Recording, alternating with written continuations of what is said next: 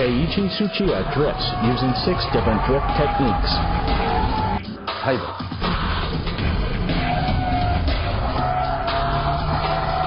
Shift lock.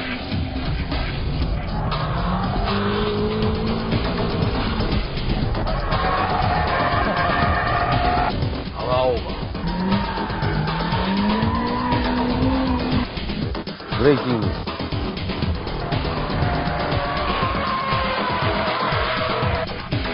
Axle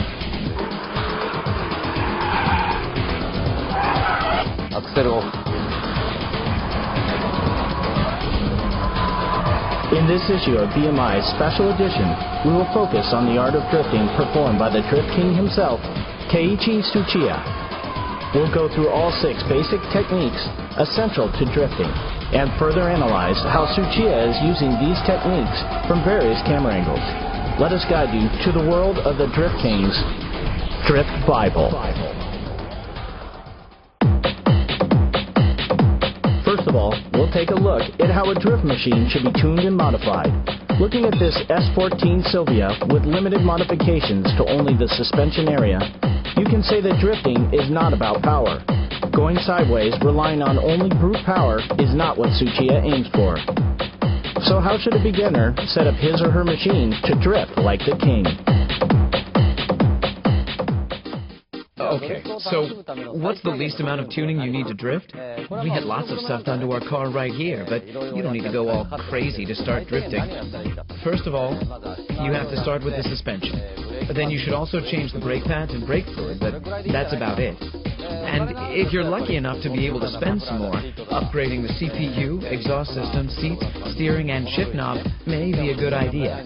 And as you improve, maybe changing LSDs might be good in the future. Anyway, what I want you all to understand is that you don't need loads of money to enjoy the sport of drifting. Let's check out the 6 basic techniques that Tsuchiya actually applies to drift.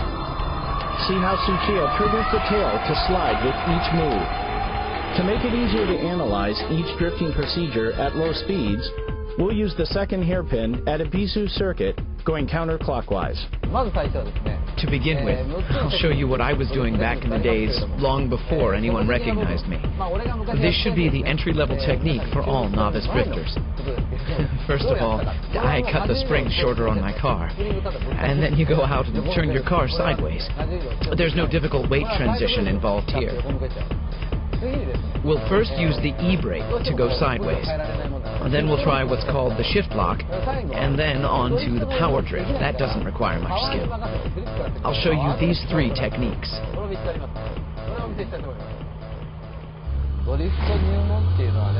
This one's for all beginners. Everyone goes through this stage. I started off doing this too. This drifting relies all on the e-brake. Straightaway, brake, toe, and e-brake. Right there. Just like this.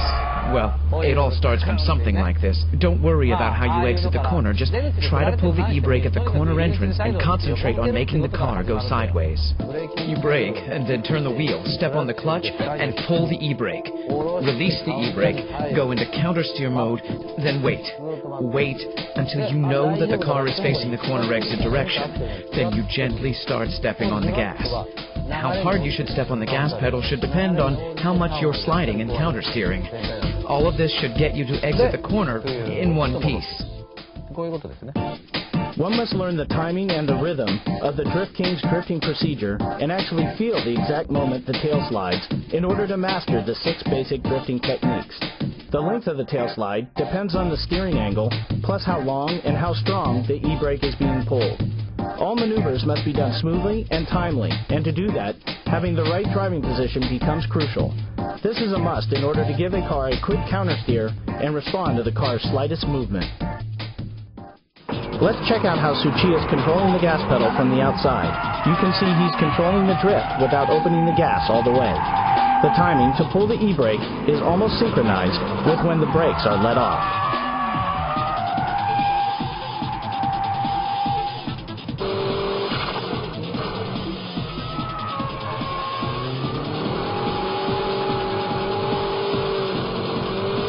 The second technique is the shift lock. Notice that Tsuchiya's right foot is not doing the heel and toe move. Okay, let's now look at the shift lock. I used to do this on snow and wet surfaces. I don't recommend to do this on dry roads, but here we go.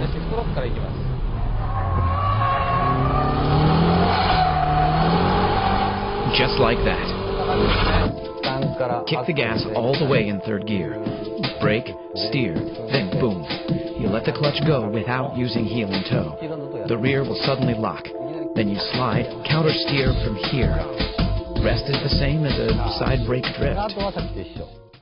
The corner entry procedure is the same as the side brake drift. The important point here is when to release the clutch.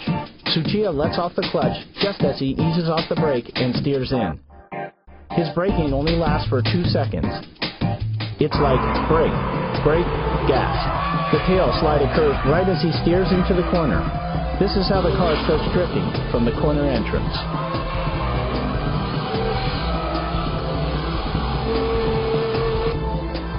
In power over drifts, throttle control is the key.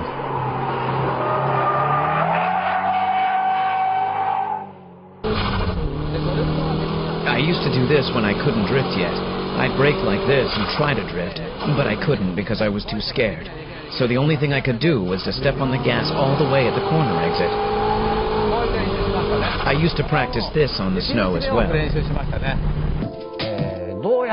When you can't do anything about the strong understeer at the corner entry, you should try this on snow or on a wet surface to practice. Steer into the corner even if you feel the understeer, and at the corner exit, just floor the gas and make your car go sideways, and as you exit, countersteer. This should be the easiest way to drift at the entry level rather than side brake drifting and shift lock drifting.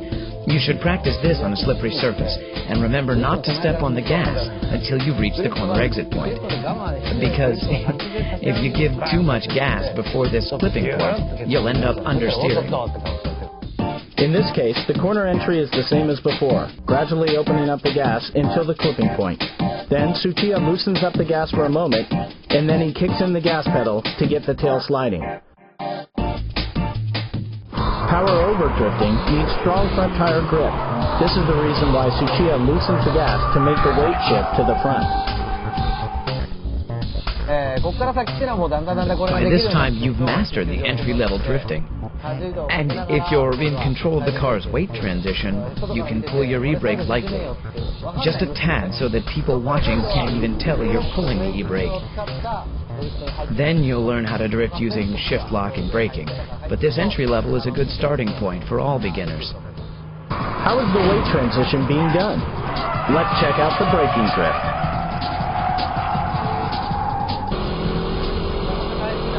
The three important things here are when to steer in, when to shift down, and how long you keep braking. These are the three most important factors. Okay, I'm in third gear, I'm stepping on it, I'm speeding, then brake. How much you brake is crucial. If you kill the speed too much, you'll end up stopping before you drift like this, and with understeer. So you'll need a fair amount of speed even when you begin braking. Slow down to about 70% on the straightaway, then let go. Let go of the brake and steer into the corner. Here, you're a little overspeeding.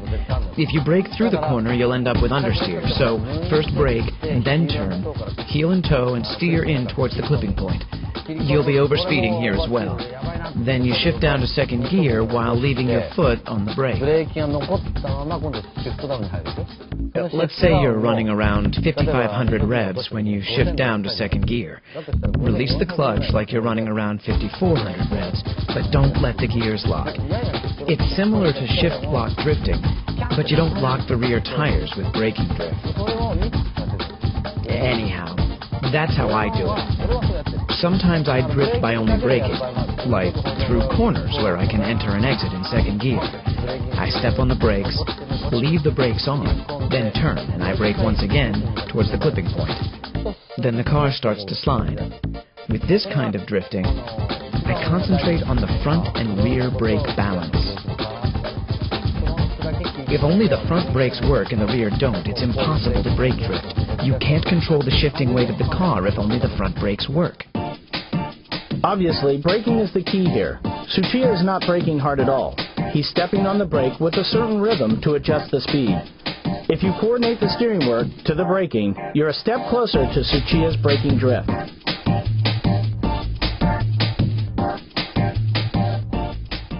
Remember, the rhythm of your right foot should be brake, brake, brake, brake, gas.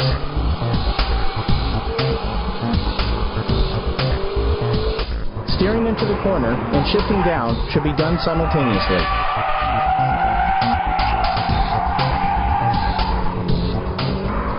Next up is the fake drift, where you create large weight transition by force. When weight transition is difficult to make just by braking, you shift the weight with a feint movement.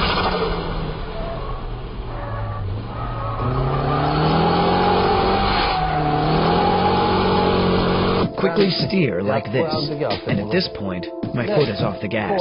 And when I juke the car like this, the car bounces back with the weight, and that's when I step on the gas pedal. It's just like a pendulum, and you use that return force to make the weight transition.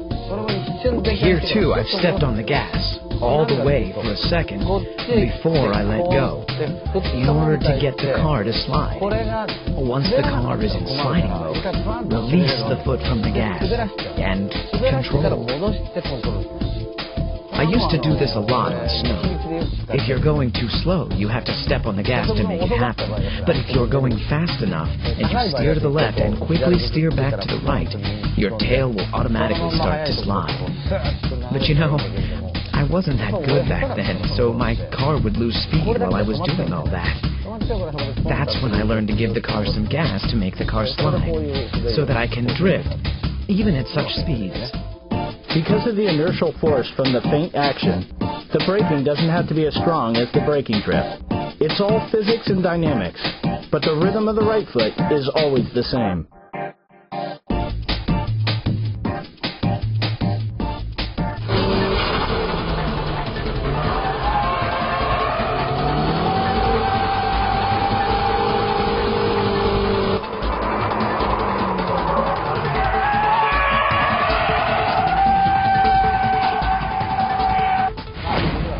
Okay, shall we try this dynamic drifting?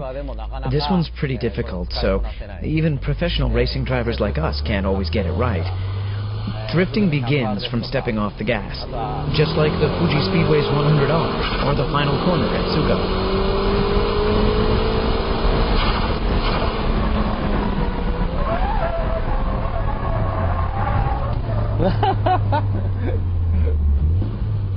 Unbelievable. That was awesome. It's so tempting to brake. Here in Ebisu, this 100R corner is a third gear corner. You step on the gas all the way in third gear. And the difficult part is where you release your foot from the gas pedal for a second. You're coming in with enough speed in third gear. Steer into the corner, and the moment you release the gas, you start to slide. On this particular track, you need to get ready for the final corner at this point and slow down. But for now, we'll ignore that to show you guys this dynamic drifting. So when you release the gas, your tail will slide. Then you just counter-steer and control. I've used this a lot at the Fuji Speedway's 100R corner. I charge in without braking and just instantly let go of the gas. And when the tail starts to drift, I just counter-steer and slam on the gas as I exit the corner. You do this at the final corner at Tsugo. There are some cars that can plunge into the corner without braking at all. In a Miata, you can dynamic drift at Maze. Go right in at full speed, and by releasing the throttle, you can initiate the tail slide. From there, it's just counter-steering and stepping on the gas again at the exit. And that's what I call dynamic drifting. This is an example of not how he stepped off the gas, but how Tsuchiya was able to avoid crashing. His lightning-quick steering work is simply unbelievable.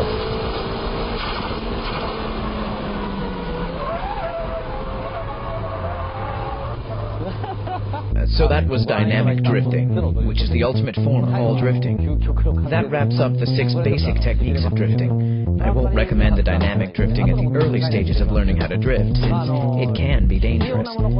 With the mastering of all these 6 basic techniques, you too will be able to drift like a pro. The first thing you have to do if you want to take up drifting is not to be afraid.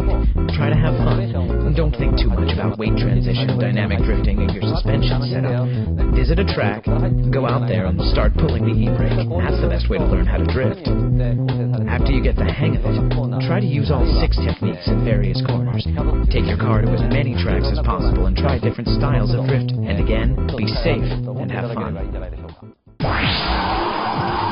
The art of Tsuchiya's drifting is that no matter which track it is, or what car he's driving, he can drift beautifully.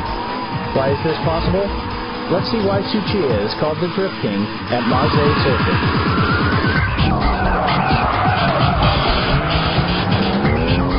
We're at Maze Circuit in Niigata Prefecture.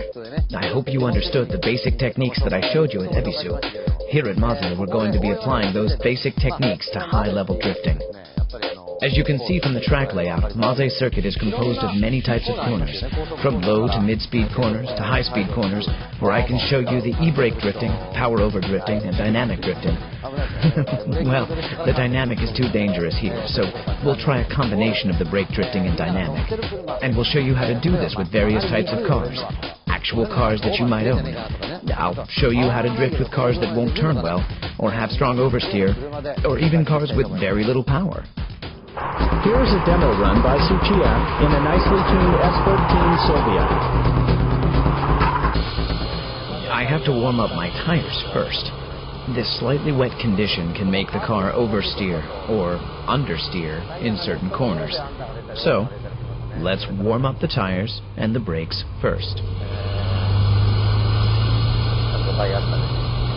How will Tsuchiya control his S14 on this surface? The G-ball will indicate the weight transition at each corner.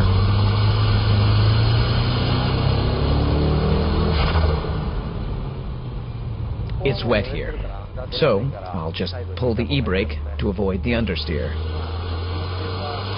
For the first couple of laps, I'll demonstrate the braking drift with this K-Office S14. This S14 is modified with a great suspension system that allows the car to perform high-speed drifting. I should be able to clear all corners with the braking drift.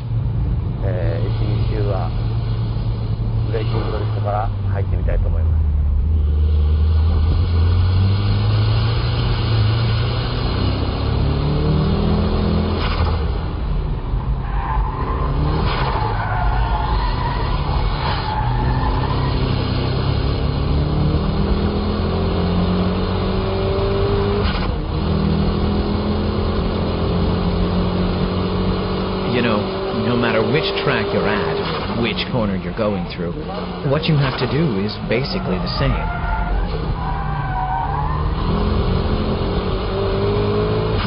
It doesn't matter if you're in Ebisu or Maze. It's the same thing. Braking drift is controlled by the braking power, your braking touch. Oh, it's wet here, so I should take it easy. According to the length of each corner, you need to adjust the force of your braking.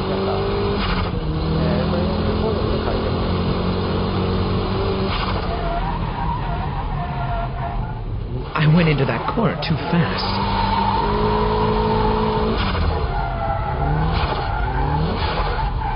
It's all wet here.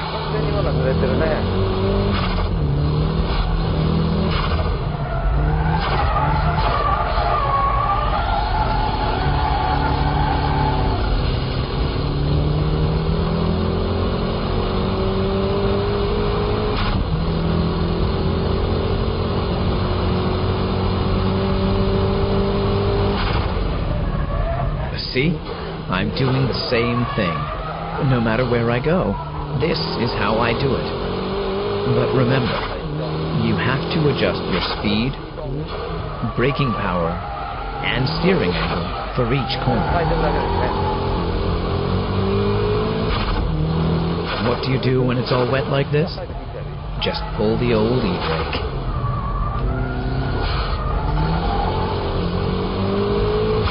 In corners where understeer is strong, just pull the e-brake. It's best not to use it too much, but you can do it when you're still learning. Oops, that was understeering right there. Here again.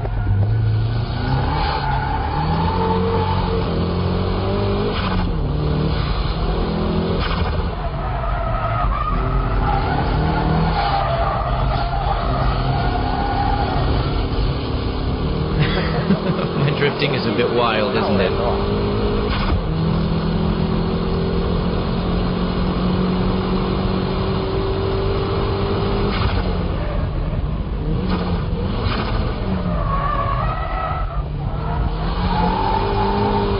That corner entry began as a braking drift, but towards the exit I switched to dynamic drifting.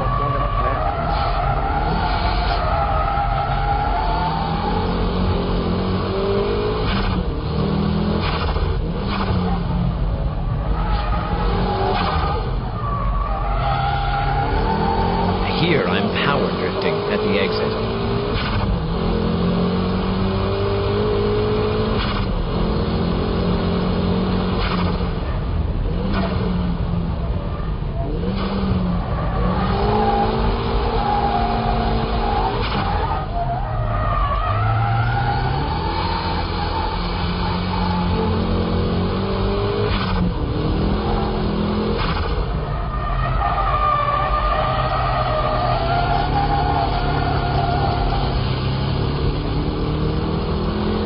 This is how I do it.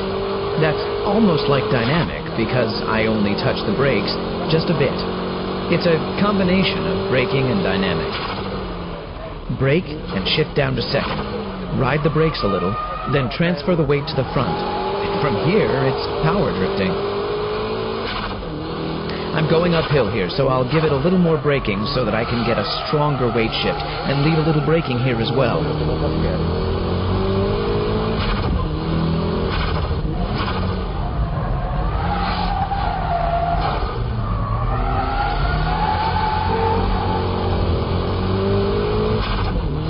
On the S-curves, the feint drift should be used.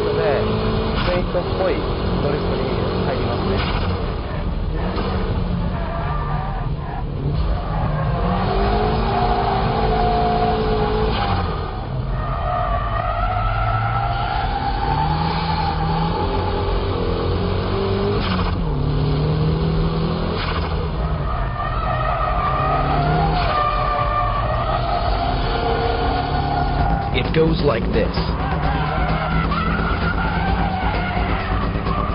Anyway, like I said, what you do is the same no matter where you go. In braking drifts, just remember to leave that foot on the brake until the weight starts to shift, synchronizing it with your downshifting to third and to second gear. The car will automatically turn in, and then the car will either lose front grip or lose traction in the rear. You let the rear lose grip by adjusting the brake pedal.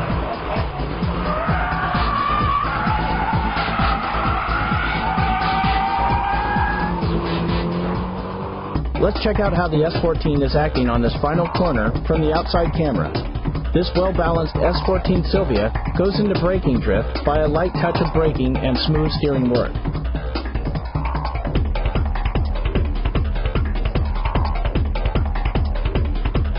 This time, let's check the onboard footage from another lap. Look at the braking. Just like at Ebisu circuit, Tsuchiya is getting the tail to slide by pumping lightly on the brake.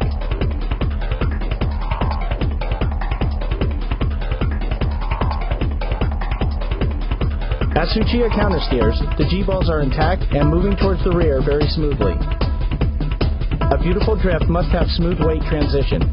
Pay attention to the angle of his countersteering and throttle control.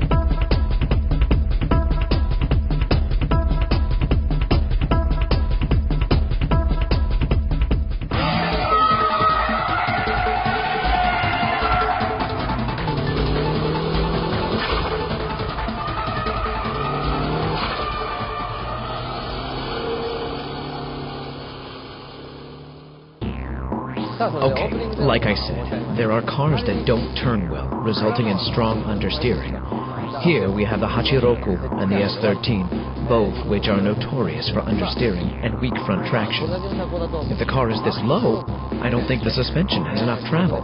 Anyway, even with cars like this, you can get them to go sideways. But how? Well, let's try it out. What do you do if you think there's going to be understeer?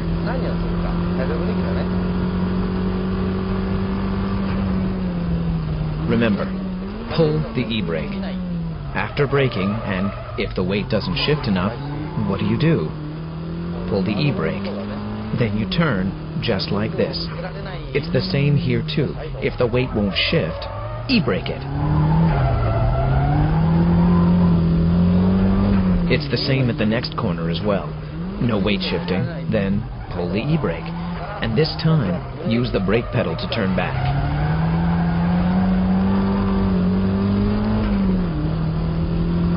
That wasn't so hard, right?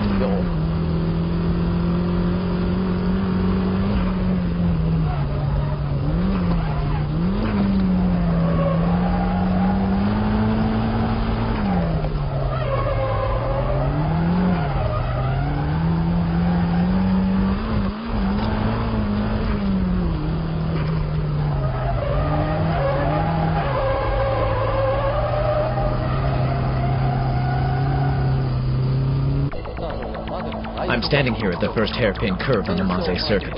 I'd like to demonstrate the different drifting procedures with different cars.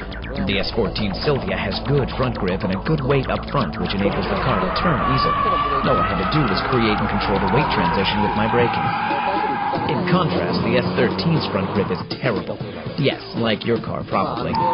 If you install one of K-Office suspensions, it will go away, but I'm not here to advertise my product, so let's move on. Okay, you start. This is the first corner. You're climbing up to around here, and understeer is strong going uphill. And with the S14, I could easily turn into the corner with a little steering work, and by riding the brakes a little. The S13 and Hachiroku won't turn enough because it needs more front-end weight. So what do? I give it stronger braking in order to create stronger weight shift to the front. Actually, the braking I do here is the equivalent to how long and strong I brake with the e-brake. Remember, always to shift more weight towards the front end. So here you're going uphill, and when you reach the top, you start braking. And as you turn into the corner, ride the brakes longer compared to what you would do on an S14. Then the rear end will start to slide. From here, you just smile and step on the gas to power drift right out from the corner. Next up is a champion of oversteering, the MR2. I mean, these types of cars won't stop once it starts going around. Just like the NSX, these mid-engine layout cars have light front ends and heavier rears, which makes them spin happy. Ooh, that was close. When I ride the brakes like I did with the S14, this happens. Adjusting the pressure you brake with and how long you brake entering the corner is the key here.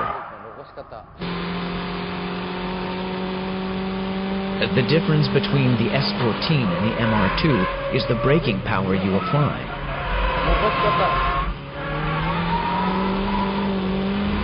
The braking time I ride into the corner is only about half of what I did with the S14.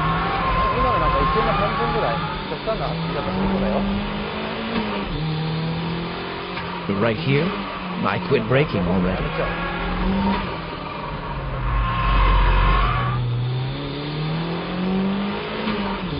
And the braking pressure itself will be weaker compared to the S14. Of course, the method to decrease speed is exactly the same, but here, you leave the brakes on.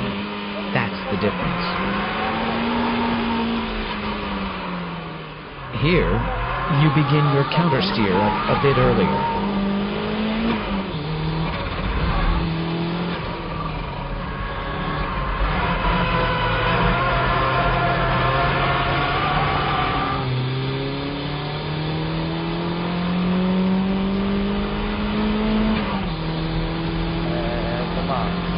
That's how you keep control and drift with understeer.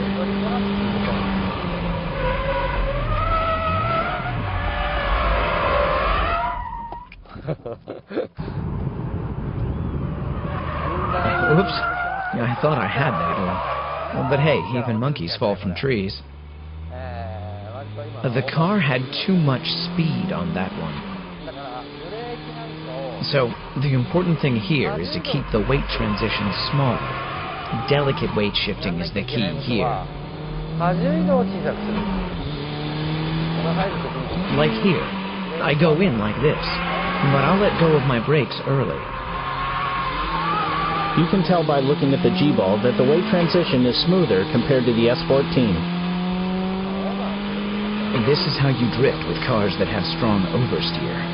Countersteer as soon as the tail slides. Earlier countersteer is important, and the speed, you have to start countersteering at high speeds like this.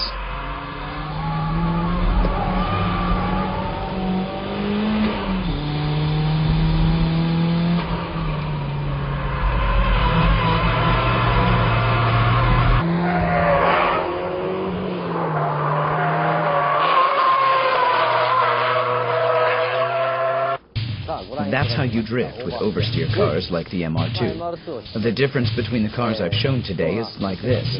The S13, the car with strong understeer, needs big weight shifting. The S14, which has neutral steer, only needs braking drift technique to go into the corners smoothly. Whereas strong oversteer cars, like the MR2, need stability as you brake into the corner. You're carrying a heavy load of weight in the rear that makes the car unstable and wobbly when you're going in. So, stabilize the rear weight and go into the corner, adjusting the amount of your braking according to the steering angle. The amount of weight transition is about half of what you have with an S14. And with only half the pressure on the brakes, these cars can turn in at the same angle as the S14. The S14's countersteer is sharp compared to that of the MR2, so what must be done on the MR2 is the exact opposite. When you steer in, let off the brakes early. The tail end will react and start to slide. Then you countersteer. On the S14, I countersteer at this rate, but on the MR2, I steer like this and wham. That's the kind of difference in steering speed. The important thing here is the speed of your countersteer. Not just here on the first hairpin, but here on the S-curve, and right here as well. When going downhill, the weight becomes larger, so the rear becomes easier to get thrown out. So it's better to turn small here on the first one, so that you can drift on the second corner. Same here. You don't want any understeer or get thrown towards the outside on the first one, as these cars with strong oversteer won't be able to recover by the second corner that's coming right up. So just turn small on the first one, and on the second one, just lightly step on the brakes or let go of the gas to get the momentum change. Then you can control with a quick countersteer. Compared to FR cars, these mid-engine cars have good traction. Therefore, the driver has to act quickly and perform the next move earlier. You can wait for the tail slide to ease down a bit before you hit the gas on FR cars. But on these mid-engine cars, you don't wait. But you hit the gas while the car is still sliding. You have to get the car to power slide immediately. And without stopping the tail slide you're in during the midsection of the corner.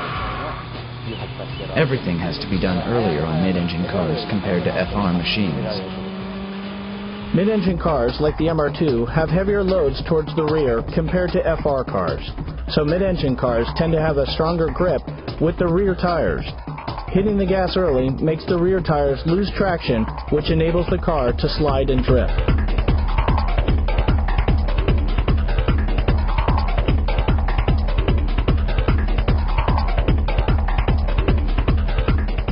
The big difference between the S13 and the S14 is that the action needed to trigger the tail slide is smaller. You don't need big braking maneuvers or steering work to slide the tail and drift.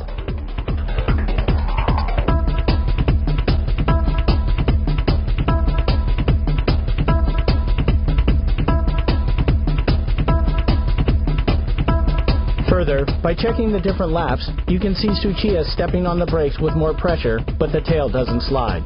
So he gives it gas, but even that doesn't make the car slide. The last thing he did was letting off the gas to get the car to go sideways. This proves how Tsuchiya can instantly change his applied techniques according to the situation he is facing.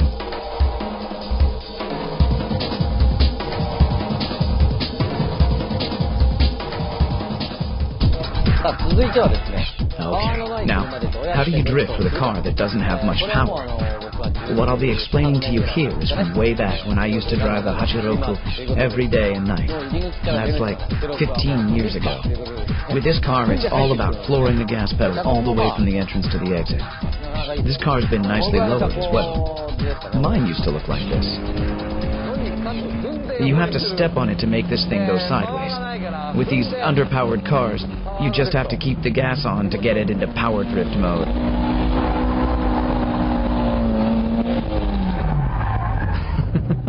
I just killed the power. But it's great that I can constantly floor this thing.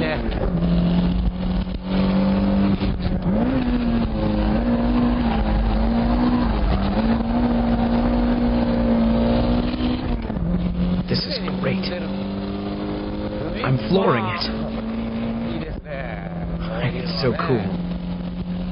I wish Toyota could make cars like this again.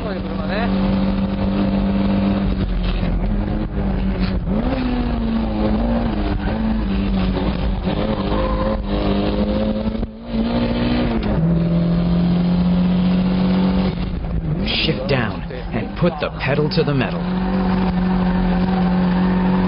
It feels great. Just the right amount of power to have fun.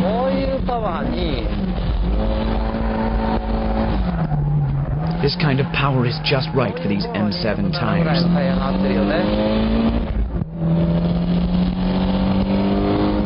Feels good. Now, this is fun.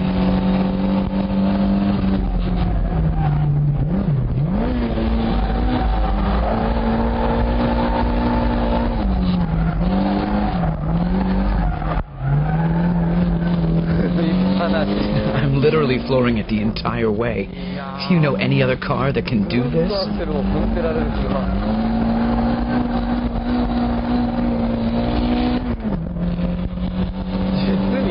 It's just great. What I'm doing is simply turning the car with the gas pedal.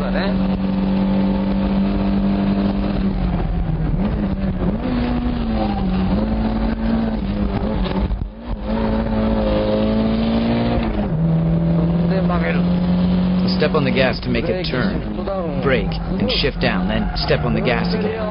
Step on it to let the rear go. You have to keep revving it within the torque band. Oops,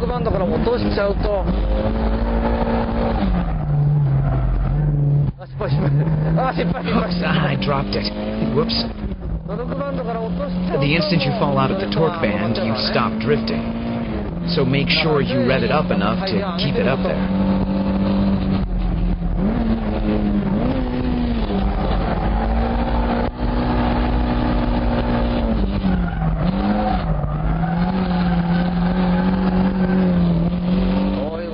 This is what I mean.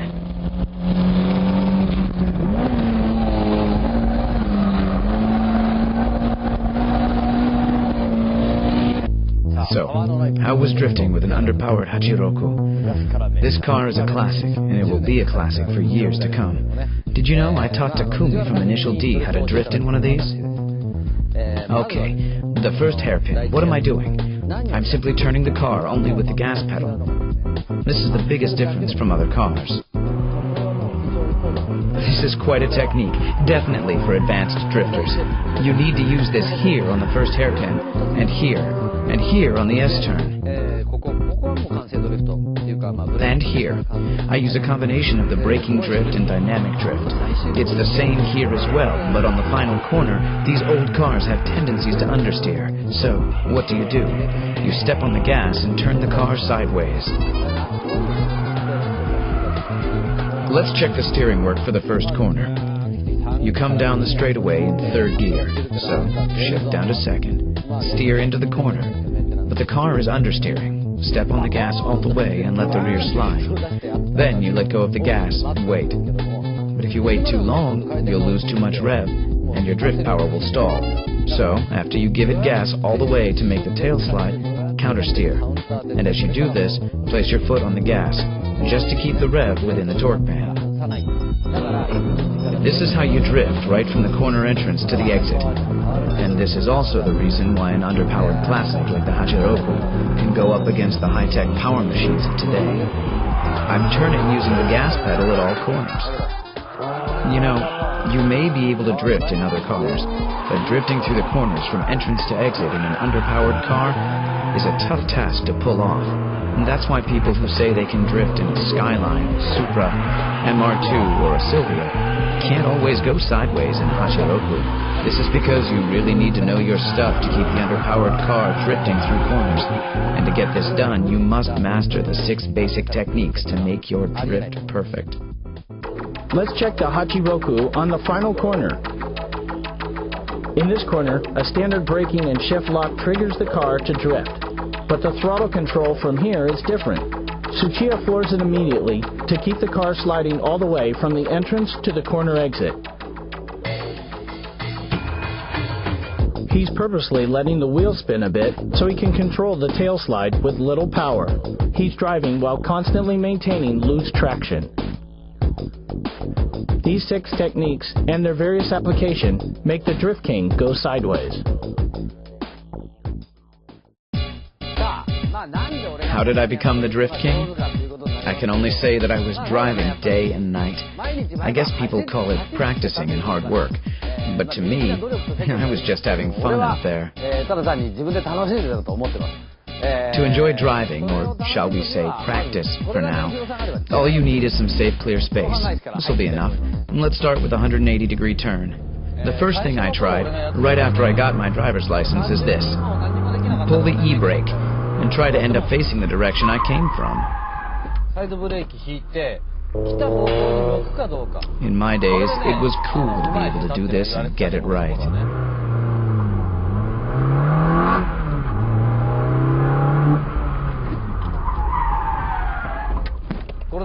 You know, you guys have these cones or pylons now, but in my days, we didn't have anything like that, nor were we smart enough to think of using one. If I had these cones back then, I would have improved much faster.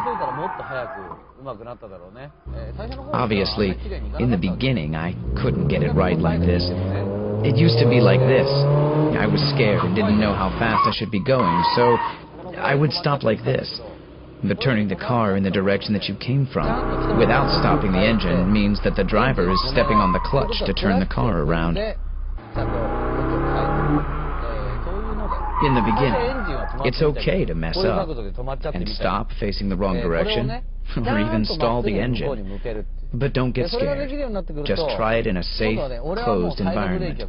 And once you learn how to turn 180 degrees with an e-brake, your next step should be making 90-degree turns. I never did this on the streets. The important thing is to keep trying, and of course, practice in a safe place. Turning 90 degrees is a cool trick. Let's say this is a right-angle corner, and you go like this. This 90-degree turn is easy once you get the hang of pulling the e-brake, adjusting your speed, and countersteering to face the right direction. Once you master these 2 techniques, you'll want to install an LSD. You'll be able to turn 180 degrees and move on to doing 360s without stalling the engine. But remember, this is after you've completed the 90 and 180-degree turns. Believe me, you will be able to do this only if you know the basic techniques of sliding the car from a simple tail slide to a power slide, adjusting the drifting with your gas pedal.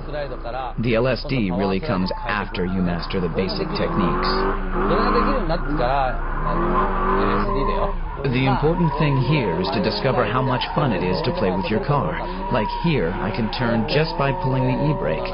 When you learn to do this correctly, you'll want to do it on the track. The main objective of this special training program is that you have fun driving your car.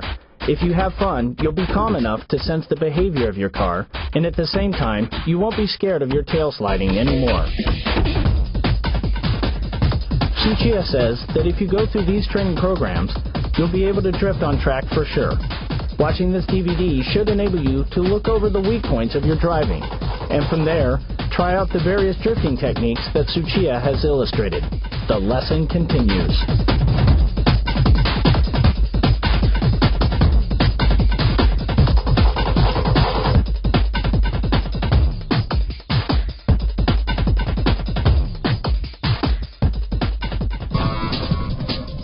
Special training program number 4 is learning how to use the handbrake according to the radius of the corner.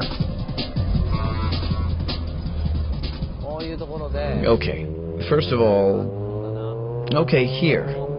How about this? See, I countersteered and stopped the car facing the direction I want to exit. You have to countersteer toward the exit direction. You can see here that I am actually countersteering. And it's okay to pull the e-brake and stop here.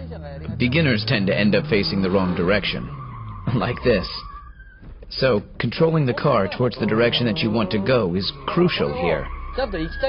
You can do this by adjusting how long you actually pull the e-brake. I was supposed to go that way, but I was pulling the e-brake too long. But let's face it, you'll mess up at the beginning, so learn from your mistakes and don't smash up your car and pay for repairs all the time like I did. You guys have places like this, Driftland. I think it's important to practice without worrying about your repair fees or putting someone else in danger.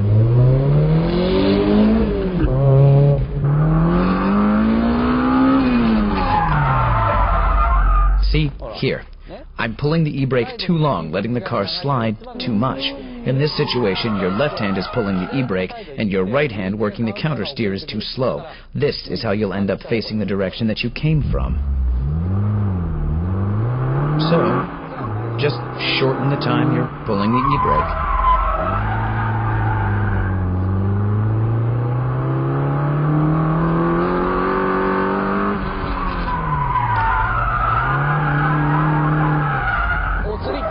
This is what happens when you steer too much. This was a good example. As you just saw, I began countersteering too late, and then I recovered the countersteer too late.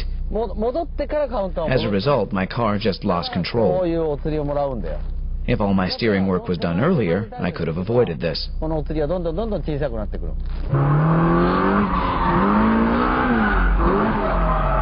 If you end up doing this, just hit the brakes and stop the car. Take a deep breath and calm down. You won't get anywhere trying to recover from this state, so just stop the car and chill, okay? And start from zero all over again. Okay, let's review the training program. I admit that this training needs effort, but you want to have fun too. So find a safe place to practice and start from the 180-degree turn. Then try the 360, but you need an LSD to do this. Then the 90-degree turn. And when you learn all this, come to a track like this one to practice, where you can find something like this. To practice doing donuts, you need an LSD. Come to a track like this to practice pulling the e-brake along the actual radius of the corner. If it's a 90-degree corner, just pull the e-brake for a second, countersteer, and then hit the gas. For 180, which actually is a U-turn, you need to keep pulling for at least 1 second to let the tail slide. So practice and learn to get the feeling of what kind of speed, angle, and steering work is needed for various turns. I said practice, but you'll have so much fun, you won't feel like you're practicing at all. You'll have a lot of fun, I can guarantee that. Until you can do all of this with your eyes closed, you'll be spending a lot of your pocket money on tires. You know, if you can't afford new tires, just get some nice ones for the front and go to a scrapyard for the rear tires. Used tires from the scrapyard can be put to good use on a drift machine. After you practice with used tires and become better at drifting, well, let's say you can countersteer and kick the gas in towards the corner exit and drift properly once every 3 times. You're now ready to get some good tires on all 4 wheels. At this point, you should be wearing the same tires in the front and the back. With new tires, you're dealing with real grip. And here, maintenance is very important. If you are like me, and you love cars, you have to take good care of them, right? If you practice like this, with your e-brake all the way up here, if you leave it, you're out. Your e-brake should at least be like this. Sometimes there are guys going like this. I mean, you're not driving a train for crying out loud. So please, use some sense to maintain your car. I used to adjust my e-brakes once a month. Back then, the e-brake was all I had. At one time, I couldn't turn without it. I'm serious. And brake balance is also important. Racing cars have brake balance adjusters, but production cars don't. So we have to adjust brakes by changing the brake pads. Beginners tend to think that just changing the front pads can make some difference. But what a big mistake. It will make some changes, but it just messes up your balance.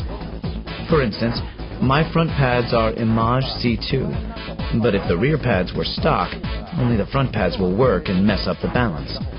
But again, there are preferences according to the driver, so another important thing is, don't just imitate the pros and simply install pads. You need to find the ones that suit your driving style. I like the linear feeling, but you might prefer ones that need hard braking to get it working, like the Super Sports brake pads. So, choose the right pads depending on your style and the front tire grip. Doing nothing to the rear won't get you anywhere. I assure you, you'll have a hard time in the corners. Say you're in a braking drift, and beginners often pull the e-brake, right? In that case, you need a decent pair of rear brake pads to get the rear tires to lock by pulling the e-brake. Plus, if you're wearing poor grip tires on the rear, it's easier to lock them with decent rear pads. When you become an intermediate drifter, you can now step on the gas when you're tail sliding, right? If you drift for 5 days a week, like I used to, you need to overhaul your LSD once every month or so. This means if you go drifting once a week, you'd need an LSD overhaul at least once every 8 months or so. An LSD that needs an overhaul feels like a viscous LSD, and it's not fun at all. The car won't exit properly, and sometimes kills the drifting.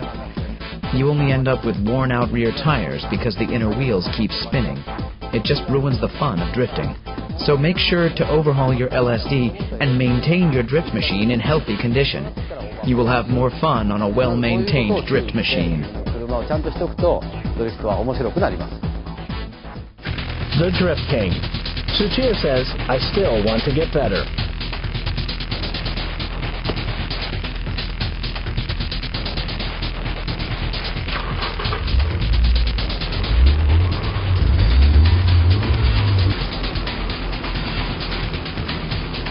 This is Tsuchiya's flat-out drift attack at Ebisu Circuit.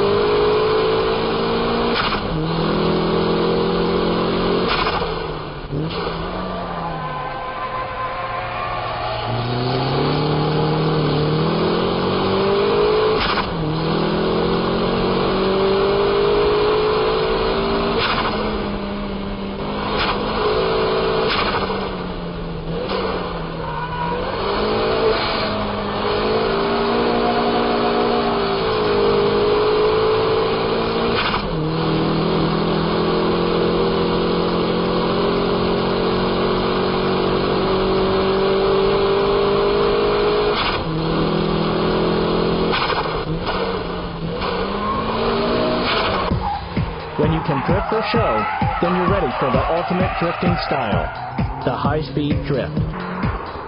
The 6 techniques are still vital for this style of drifting, but now you're going fast.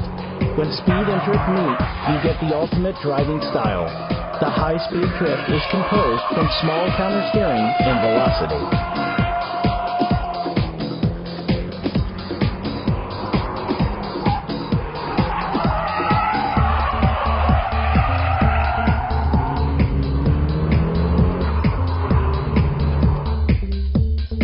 high-speed drift needs braking delayed to the absolute limit, instant steering work, and all-out cornering exit skills. Every movement needs to be orchestrated precisely.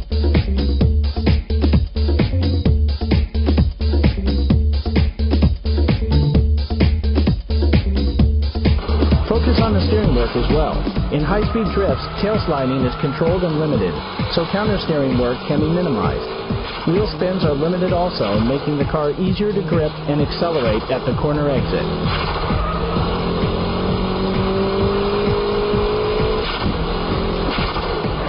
Let's compare the high-speed drift and the show drift laps at Ebisu. Show drifts keeps drifting from the entrance to the exit.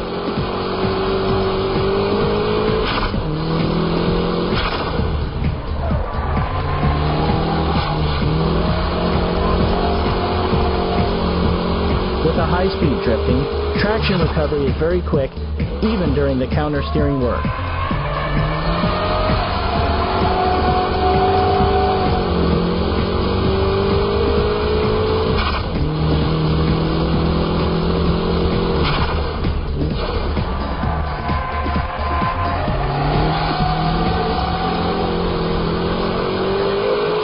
The steering angle is kept at a minimum as well.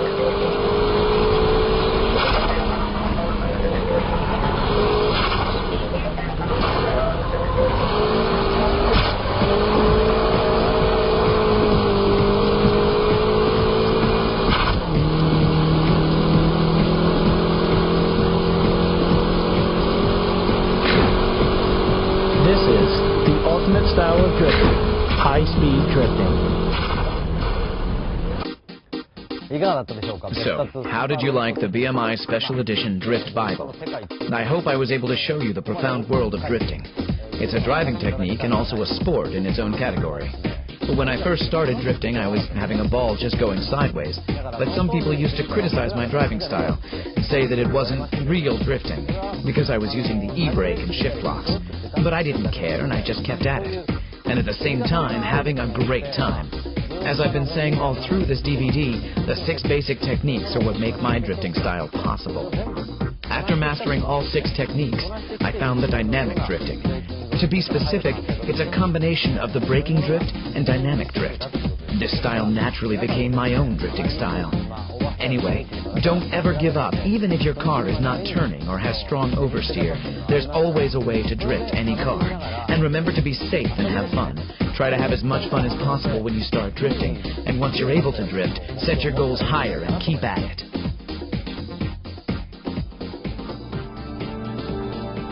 Aim to become the next Drift King.